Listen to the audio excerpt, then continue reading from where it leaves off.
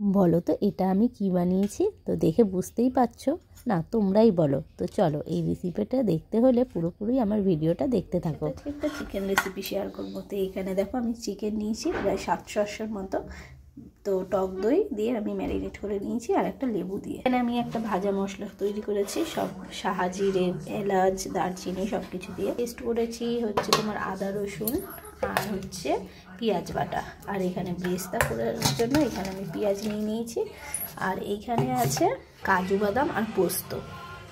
এখানে গরম করতে বসিয়ে দিয়েছি। এবার আমি পেঁয়াজগুলো ব্রেস্তা করে নেবো। তো চিকেনগুলো আমি এখানে ভালো করে একটু ব্রেস্তা করে নেবো।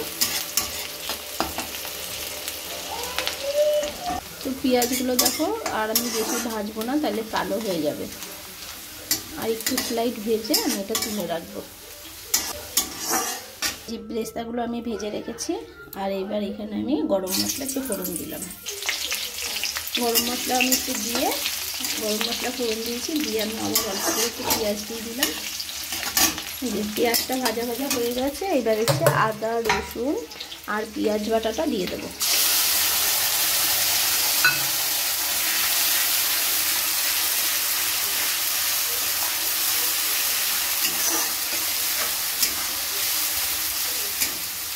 তো পেঁয়াজ বাটাটা আমি ভালো করে সব কিছু মশলাটা কষিয়ে নিচ্ছি।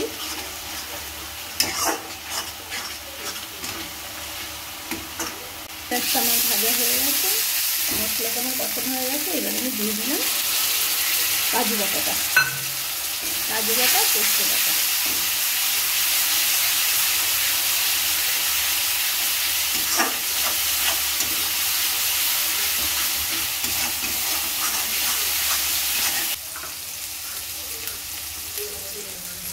দিলাম জিরের গুঁড়ো, দিলাম অল্প করে কাশ্মীরি লঙ্কার গুঁড়ো।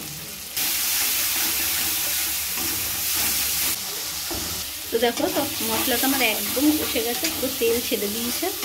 এবার আমি চিকেনগুলো দিয়ে দেবো।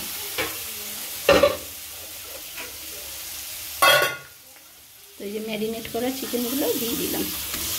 এটা কিন্তু এর মধ্যে আমি শুধু দই আর হচ্ছে লেবু দিয়ে 1 ঘন্টা ম্যারিনেট করে রেখেছি।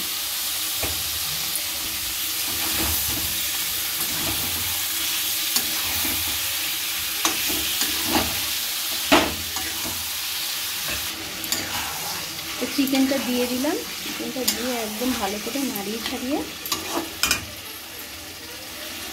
এবার আমি একটু গামলাটা ধুয়ে জলটা দিয়ে দিলাম। তো এটা কষতে থাকুক। এটা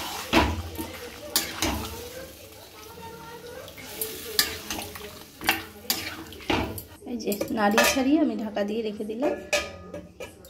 এবার কষতে থাকো। চিকেন দিয়ে কতটা জল উঠেছে, আর আমার এই ঠ্যাংটা পুরো সোজা হয়ে গেছে। বেঁকা ছিল দেখো, তাতে সোজা হয়ে গেছে। একটু উল্টে পাল্টে দিলাম। এবার ততক্ষণে এই মশলাটা আমি একটু চলো গুঁড়ো করে মিশিয়ে।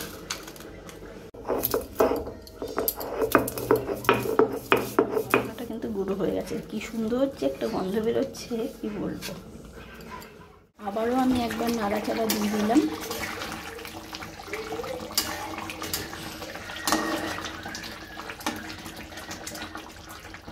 আর এই সময় যে আমার স্পেশাল যে ভাজা মশলাটা ওটা দিয়ে দিলাম। আর আমি কিছুটা ব্রেস্তা এখন দিয়ে দিলাম। আর কিছুটা দেখো আছে, আমি আবার পরে দেব।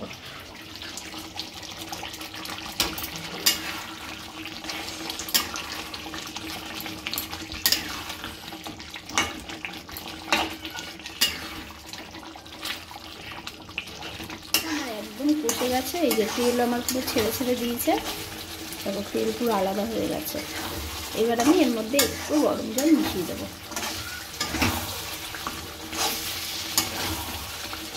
এই যে গরম জল করে নিয়েছি, এবার গরম জলটা আমি দিয়ে দেবো।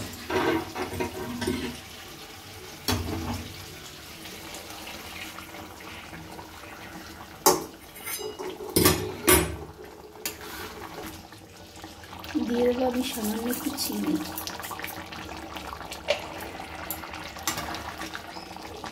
দিলাম একটুখানি কেওড়া জল।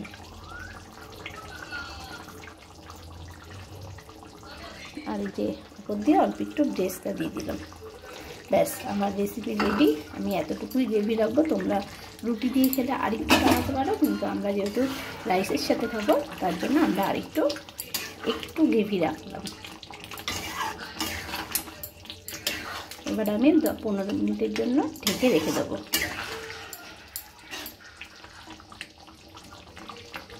ফিরে আসলাম আমি 15 মিনিট পর। এই দেখো একদম কিন্তু আরেকটু আমি টানিয়েছিলাম। তো আমার রেসিপি একদম রেডি। এত ভালো হয়েছে খেতে, আমি নিজের কথা নিজে কি বলবো। আমি কিন্তু ফার্স্ট টাইম রান্না করলাম, তোমরা কিন্তু অবশ্যই এরকম করে দেখতে পারো। একদম পারফেক্ট হয়েছে। আমার মনে হয় যে রেস্টুরেন্ট থেকে না কিনে ঘরে এরকম মানে করে খেলে তোমরা অনেক সেফ হবে, টাকাটাও সেফ হবে। আর ঘরের খাবার তো অলওয়েজ সবসময় খাওয়া ভালো শরীরের পক্ষে। তো তোমরা দেখে বলো কেমন হয়েছে। আমি বলবো এটা রাইসের থেকে খাওয়ার থেকে তোমরা যদি লুচি পরোটা গরম গরম রুটির সাথে খাও আর লুচির সাথে খাও কিন্তু জমে যাবে। আমি একদিন লুচি করব গরম গরম, বা রুটি করব যেদিন সেদিন একদিন রাতে করব। সত্যি এত ভালো হয়েছে কি বলবো। তো চলো ভিডিওটা এখানেই শেষ করলাম, টাটা।